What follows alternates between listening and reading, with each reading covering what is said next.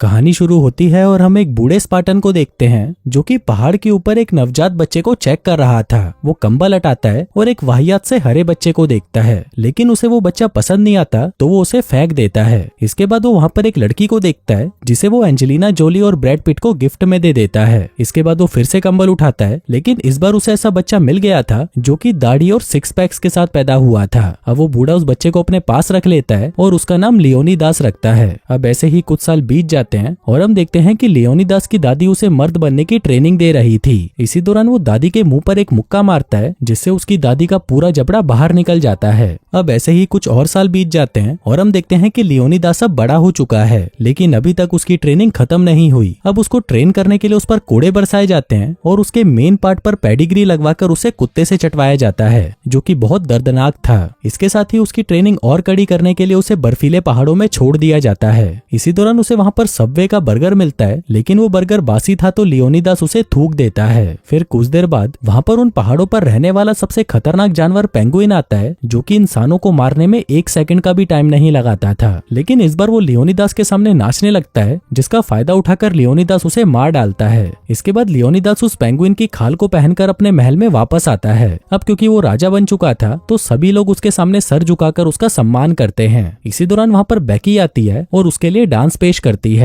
ये देखकर लियोनीदास खुश हो जाता है और बेकी से शादी करने के लिए उसे प्रपोज कर देता है। तभी हम देखते हैं कि बेकी लियोनीदास की छाती पर एक नंबर लिखती है और कहती है कि ये मेरे नीचे वाले ताले का कॉम्बिनेशन है, जिसका मतलब था कि वो लियोनीदास से शादी करने और उसके साथ इंटीमेट होने के लिए तैयार थी। अब यहाँ से सीन कुछ साल आगे शिफ्ट होता है और हम लियोनीदास को देखते हैं जो अपने बच्चे को ट्रेनिंग दे रहा था। वहीं बेकी भी खड़ी थी, जो कि बाप बेटे को साथ में ट्रेनिंग करते हुए देखकर बहुत खुश थी। इसी दौरान वहाँ पर लियोनीदास का सेनापति आता है और उसे कहता है कि महाराज आपसे मिलने दूत आया है। फिर लियोनीदास उससे मिलने जाता है और उसके होठों पर किस करके उसका स्वागत करता है। वहीं दूत को उसकी ये हरकत बहुत गंदी लगती है और वो लियोनीदास से कहता है कि ये सब क्या था। लियोनीदास कहता है कि स्पार्टा में सभी मर्द एक दूसरे का ऐसे ही स्वागत करते हैं और औरतें हाई फाई करके स्वागत करती हैं। तभी वो दूत लियोनीदास की पत्नी बेकी को देखता है, जो कि उसे गंदे गंदे इशारे कर रही थी। इसके बाद लियोनीदास उसका हाथ पकड़कर उसे मौत के कुएं के पास ले जाता है और उससे पूछता है कि तुम यहाँ पर क्यों आए हो। इसके जवाब में वो दूत उसे कहता है कि मुझे पारसी राजा जायरस ने भेजा है, जो कि बहुत ज्यादा शक्तिशाली है और वो इस दुनिया पर राज करना चाहता है। इसलिए वो चाहता है कि तुम युद्ध करे बिना हार मान लो और उसके सामने घुटने टेक दो। साथ ही वो उसे ये भी कहता है कि महाराज ने कहा है कि वो तुम्हारी पत्नियों को बहुत खुश रखेगा और उन्हें नाइकी के शूज पहनाएगा।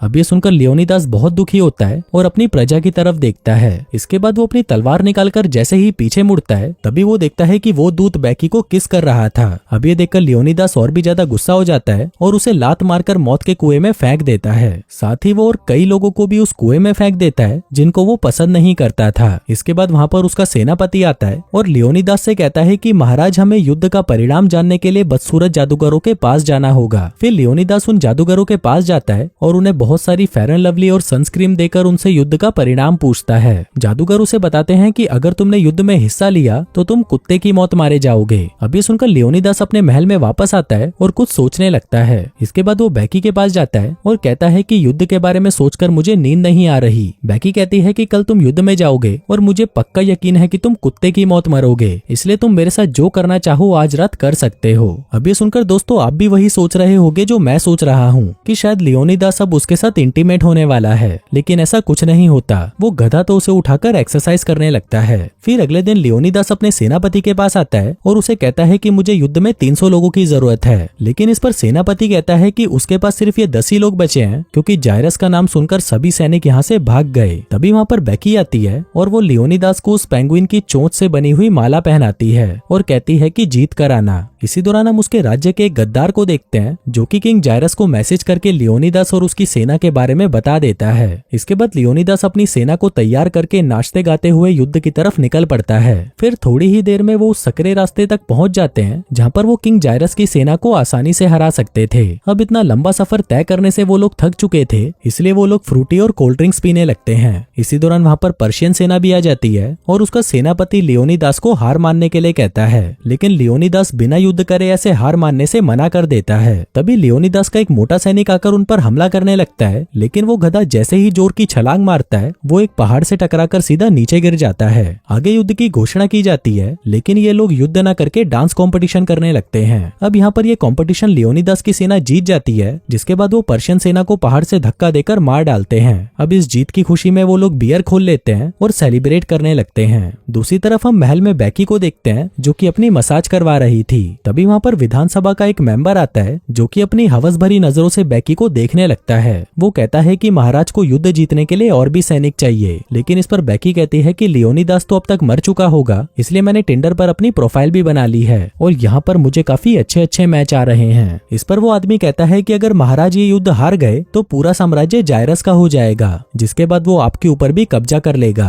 अभी सुनकर वो गोल्ड डिगर घबरा जाती है और उसे अगले ही दिन एक सभा बिठाने को कहती है। दूसरी तरफ हम लियोनिदास को देखते हैं, जिसके पास किंग जायरस आता है, जो कि दिखने में बहुत घटिया था और उसकी हरकतें भी उसी की तरह घटिया थीं। आगे जब वो अपने रथ से नीचे उतर रहा था तभी वो गिर जाता है और इसी वजह से वो अपने एक सैनिक को मार डालता है। आगे किंग जायरस लियोनिदास को लड़कियां और दारू का लालच देकर उसे ये युद्ध छोड़ने को कहता है, लेकिन लियोनिदास हार मानने से मना कर देता है। इसके बाद किंग जायरस अपने सबसे खतरनाक योद्धाओं को भेजता है और ये दोनों यहाँ पर शायरियां बोलने का कंपटीशन करते हैं, लेकिन ये कंपटीशन भी स्पार्टन सैनिक जीत जाते हैं, जिससे दुखी होकर वहाँ पर एक लड़की आती है और उस मोटे सैनिक की आंखें फोड़ देती है। दूसरी तरफ हम बैकी को देखते हैं, जिसके पास ठरकी ट्रेटर आता है और उसके हाथ से गिलास छीनकर पानी पीने लगता है। अब पूरा पानी पीने के बाद वो बैकी से कहता है कि इस पानी में नमक था। इस पर बैकी कहती है कि तुमने जो पिया वो पानी नहीं बल्कि मेरा मूत था। इसके बाद वो ट्रेटर से कहती है कि मेरे पति को युद्ध में सैनिकों की जरूरत है और इसके लिए मैं कुछ भी कर सकती हूँ। जिसके बाद वो वहीं पर अपने सारे कपड़े उतार देती है। अब ये देखकर ट्रेटर जैसे ही उसको हाथ लगाता है तभी उसका शीघ्र पतन हो जाता है। फिर अगले दिन हम देखते हैं कि विधानसभा के सभी सदस्य एक जगह पर इकट्ठे हो गए थे।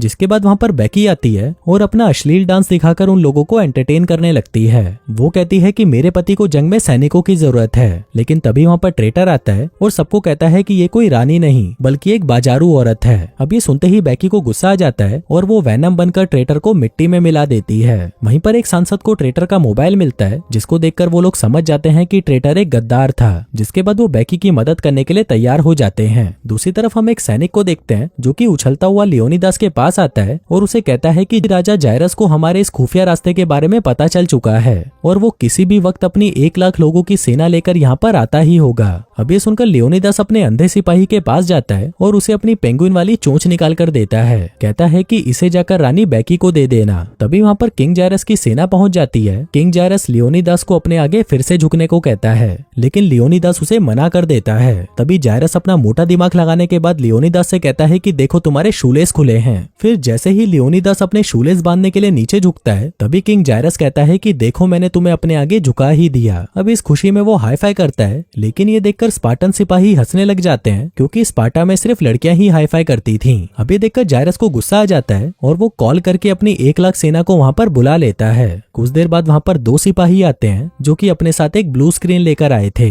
अब ये देखकर लियोनिदास सोचने लगता है कि ये पागल कर क्या रहा है, लेकिन तभी उस स्क्रीन पर 1 लाख सैनिक आ जाते हैं, जिसको देखकर लियोनिदास की सेना घबरा जाती है। लेकिन फिर भी वो लोग हिम्मत दिखाकर जायरस की सेना पर हमला कर देते हैं। अब किंग जायरस को अपना अंत नजदीक आता दिख रहा था, इसलिए वो भागकर अपनी कार में बैठता है और उसको एक रोबोट में बदल देता है। फिर जैसे ही जायरस हमला करने के लिए आगे बढ़ता है तभी उस रोबोट का तार प्लग से निकल जाता है, जिससे उस रोबोट की पावर चली जाती है और वो स्पार्टन सैनिकों के ऊपर ही गिर जाता है और इसी में राजा लियोनिदास के साथ उसकी पूरी सेना मारी जाती है। दूसरी तरफ वो अंधा सिपाही बैकी के पास पहुंच जाता है और उसे राजा की दी हुई पेंगुइन की चोंच दे देता है। अब यहाँ से सीन शिफ्ट होता है और हमें 1 साल बाद का सीन दिखाया जाता है। यहाँ पर 1 लाख फारसियों के खिलाफ 3 लाख स्पार्टन्स खड़े थे, जिनको देखकर वो फारसी सैनिक डर जाते हैं। लेकिन स्पार्टन्स का सेनापति वो अंधा मोटा होता है, जिसको देखकर स्पार्टन सैनिक वापस लौट जाते हैं। और दोस्तों इसी के साथ ही ये कहानी यहीं खत्म हो जाती है।